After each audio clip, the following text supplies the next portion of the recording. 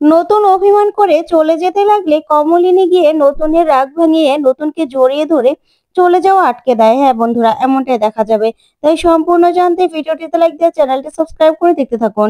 নতুন পর্বে দেখা যাবে কমলিনী বুবলাইয়ের এই অবস্থার জন্য নিজেকে দায়ী করে। তখন নতুনকে নিজের কাছ থেকে দূরে সরানোর সিদ্ধান্ত নেয়। কিছুতে নতুনের কাছাকাছি যেতে পারছিল না কমলিনী। তখন নতুন খুব অভিমান করে।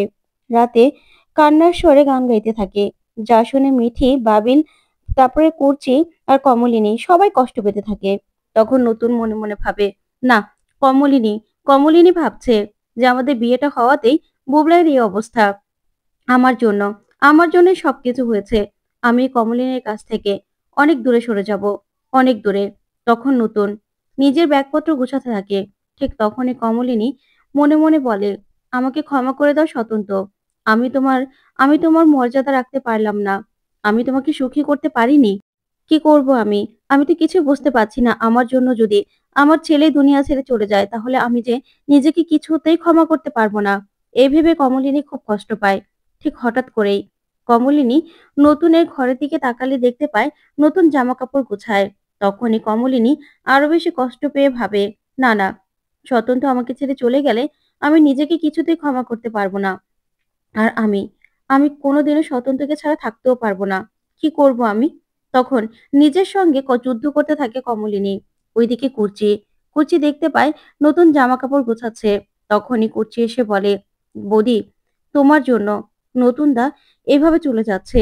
তোমার কাছ থেকে দূরে সরে গেলে কিন্তু নতুন দাকে তুমি আর ফেরাতে পারবে না। বুবলাই বুবলাই তো একটা স্বার্থপর।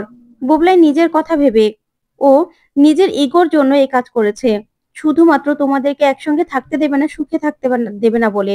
আর ওই বর্ষা, ওই মেয়েটা তো আরো বেশি খারাপ। ও বুবলাইয়ের কানে কি ঢেলেছে তার তো কোনো ঠিক নেই। তুমি বুবলাইয়ের জন্য নিজের স্বামীকে এভাবে দূরে সরিয়ে দিতে পারো না। তখন বাবিলও আসে, এসেই বলে, মা তুমি আটকাও নতুন কাকুকে।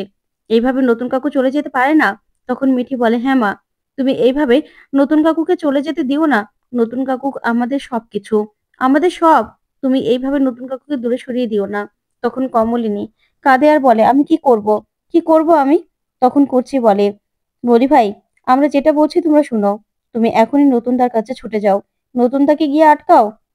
তখন কমলিনী কিছুতেই বুঝতে পারছে না কি করবে, নিজের মনকেও বোঝাতে পারছে না।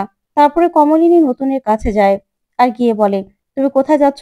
তখন নতুন বলে, না কমলিনী, আসলে আমিও অপরাধ করেছি।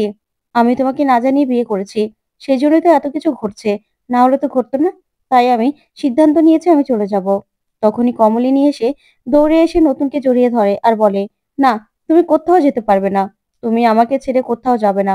আমি তোমাকে ছাড়া থাকতে পারবো না স্বতন্ত্র। তুমিও আমাকে বুঝবে না।